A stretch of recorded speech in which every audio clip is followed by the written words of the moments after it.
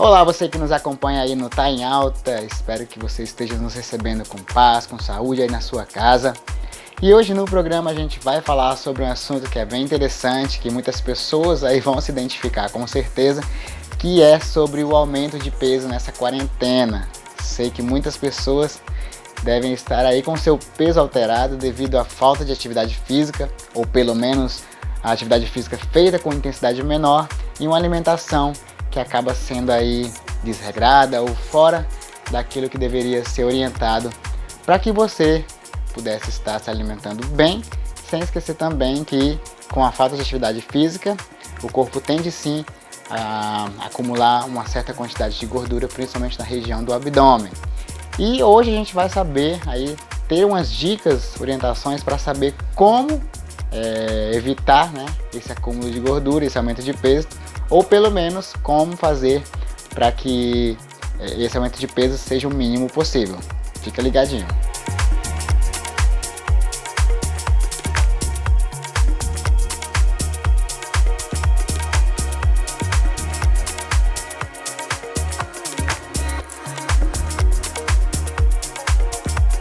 Nós sabemos que os pilares fundamentais para uma perda de peso, ou perda de massa gorda, ou porcentagem de gordura corporal, passa por dois pilares fundamentais, que são a dieta e a prática de atividade física.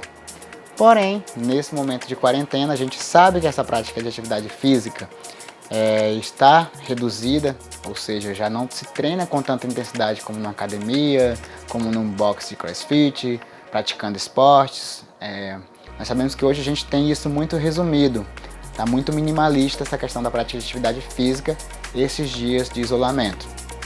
Porém, na dieta a gente pode sim continuar tendo aí como um fator fundamental para que a gente não adquira aquele peso extra, né? A gente não tenha aí um aumento nessa gordura corporal, um aumento desse peso corporal. E a gente vai dar dicas hoje de como a gente pode usar essa alimentação, essa dieta, para que a gente não tenha esse efeito, né, no aumento de peso, aquele efeito indesejável quando a gente vai para a balança, mesmo não praticando atividade física ou praticando atividade física de uma forma reduzida.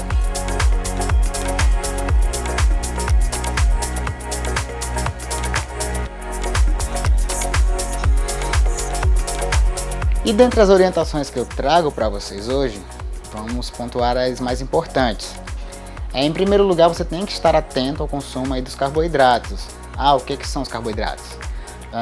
São arroz, o macarrão, todos os produtos que são derivados da farinha de trigo, todos esses são sim carboidratos. Você tem que ficar atento na hora do consumo. Produtos também advindos aí dos açúcares, né? E aí você divide os carboidratos em simples e complexos. Os simples foi esses que eu acabei de citar. E os complexos são aqueles que são feitos de forma integral, ou seja, eles mantêm a sua essência nutritiva, causando assim um pico de índice glicêmico. Não vai haver esse pico de índice glicêmico, vai ter o açúcar vai ser liberado de uma forma mais devagar na corrente sanguínea. E a gente tem que se apoiar principalmente nesses carboidratos complexos, ou seja, nesses produtos integrais, na mandioca, na batata doce, dentre outros. Um segundo ponto que eu sempre destaco é o consumo desses carboidratos dentro da dieta. Eu sempre procuro orientar os meus pacientes a não consumir mais de uma porção de carboidrato em uma refeição. Pode haver o consumo de um carboidrato simples e de um carboidrato complexo na mesma refeição, pode sim, mas o recomendado sempre vai ser que haja apenas uma porção de carboidrato. Isso vai depender muito aí do objetivo, mas como a gente está falando em redução aí da quantidade de calorias para que você não tenha um aumento de peso, nesse momento é melhor que você opte por apenas uma porção de carboidrato na sua refeição.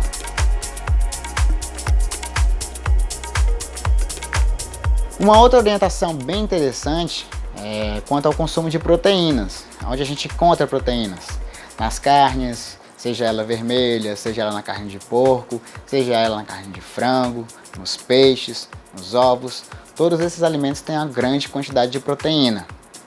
E a melhor proteína sempre vai ser a de origem animal. Por que eu falo isso? Porque também tem proteínas de origem vegetal. Por exemplo, as ervilhas são um exemplo aí de proteína vegetal, o brócolis também tem um alto teor de proteína vegetal, porém a absorção da proteína animal é de até 95%, enquanto que a de origem vegetal é de apenas 60% no máximo. Então aí essa questão do consumo de proteínas é bem interessante, porque apesar de ter a mesma quantidade de calorias do carboidrato, as proteínas elas fazem o seu metabolismo trabalhar mais. O que é que isso acontece? Vai haver aí um gasto energético maior. E o que é que eu quero dizer com isso? Quero dizer que as proteínas, apesar de ter essa mesma quantidade de calorias que o carboidrato, a digestão da proteína vai fazer com que o seu metabolismo trabalhe mais, ou seja, vai exigir mais do seu metabolismo para que haja a digestão da proteína, enquanto que a do carboidrato não exige tanto assim, ou seja, vai haver um gasto energético com a digestão da proteína. E quanto que eu devo consumir de proteína? Normalmente existe uma regra aí, uma fórmula bem simples, que varia de 1,5 a 2 gramas por quilo de peso de proteína, deve ser aí anexada na dieta. Por isso que eu digo que sempre que a orientação do nutricionista é muito importante, porque isso é muito individual. O seu peso vai ser diferente do peso de outro paciente e a gente tem que ter toda essa visão holística para poder realmente aí estar inserindo cada nutriente dentro de uma dieta.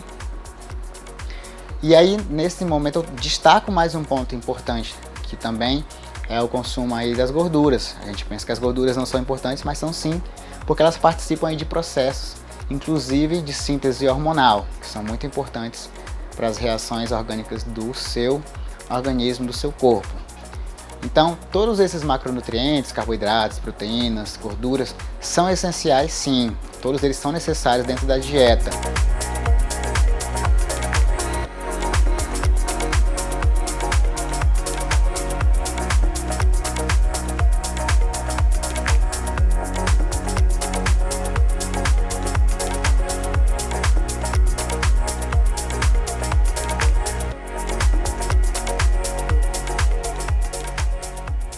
Então você pergunta aí, qual que é o grande ponto, qual que é a grande sacada para essa questão da dieta, para não ganhar peso, para evitar esse ganho de peso?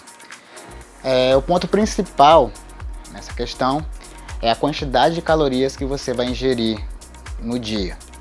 Por que eu digo isso? Todos nós, de forma individual, temos uma quantidade mínima de calorias para que o nosso organismo possa exercer as suas funções vitais, que é o gasto energético basal. Cada um de nós, se nós formos jogar na fórmula, temos uma quantidade X de calorias mínimas por dia que a gente tem que ingerir. Nessa quantidade mínima, então somado, por exemplo, se você pratica atividade física, o seu nutricionista vai saber qual que é a intensidade dessa prática, vai somar junto com esse resultado e vai gerar aí um gasto energético total, que vai ser o X de calorias que você vai consumir. Nesse momento, essa questão da prática de atividade física é muito importante. Por quê? Porque tem gente que não está praticando atividade física, ou tem alguns que estão praticando atividade física de forma ou leve, no máximo moderada. E é aí que a gente vai pegar na questão das calorias. Mais uma vez eu saliento a importância do nutricionista, porque ele vai saber te orientar na quantidade exata que você deve consumir de calorias e transferir isso para uma dieta. Eu vou dar um exemplo bem fácil de vocês assimilarem. Por exemplo, a minha quantidade de energia mínima que eu preciso por dia são 1.600 calorias que eu devo consumir para que o meu organismo tenha suas funções vitais funcionando corretamente. Dentro disso, atualmente eu estou praticando atividade física leve a intensa, leve a moderada, perdão. Então, com essa prática de atividade física leve a no máximo moderada, o meu X final de calorias vai ser de aproximadamente 1.800. Então não posso ultrapassar essa quantidade de calorias. Vocês estão entendendo? Então por isso é muito importante vocês estarem sempre aí conversando com o nutricionista de vocês, para eles fazerem esse cálculo e jogarem esse cálculo para a sua dieta. E aí você vai consumir aquela quantidade X de calorias que não vai ultrapassar aí o limite que você tem de possibilidade de calorias para você consumir, ou seja, você não vai exceder o seu limite calórico diário, ou seja, não vai armazenar excesso de calorias em forma de gordura. Esse é o pensamento, essa é a grande jogada da dieta.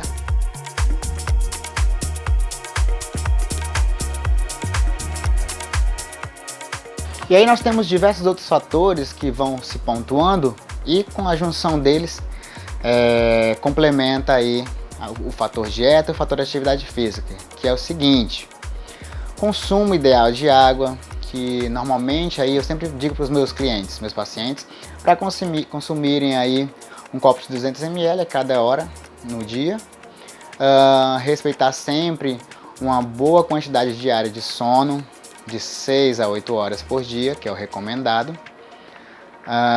Também a questão do estresse, tanto físico como emocional, que conta bastante.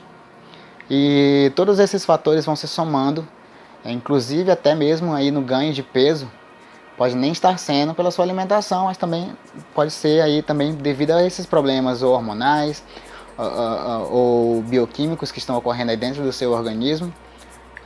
Mas isso aí já é um outro assunto que a gente pode abordar depois.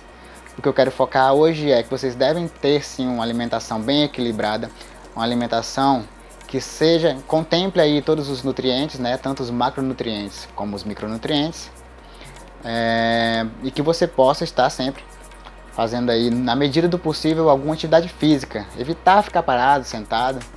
Eu sei que nesses dias de isolamento tá complicado fazer atividade física, mas a gente pode ir aí nos sites, né, nessas redes sociais, tem personagens, tem educadores, profissionais de educação física que estão passando treino ao vivo ou deixam gravado.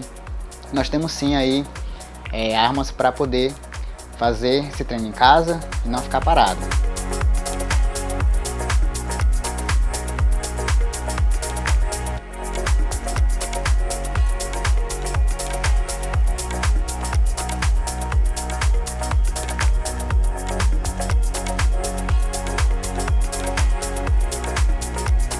Bom, essas são algumas orientações aí que você pode estar fazendo em casa.